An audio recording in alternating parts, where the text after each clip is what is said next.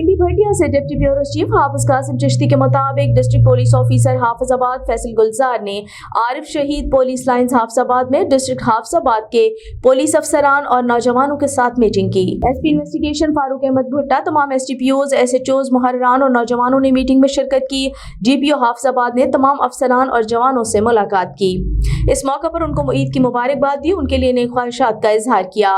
Meeting के दौरान DPO Hafizabad ने जिला भर में माह रमजान और ईद के दिनों में अमन अमान की सूरत हाल का जायजा लेते हुए पुलिस फोर्स की कारकर्दगी को सराहते हुए हौसला अफजाई की।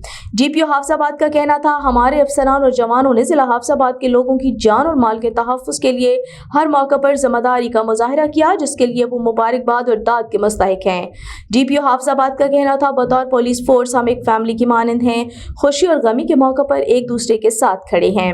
आइंदा भी इस अज़्म के साथ काम करें और जराइम के खात्मे और अमन अमान के क़याम में अपना किरदार अदा करें।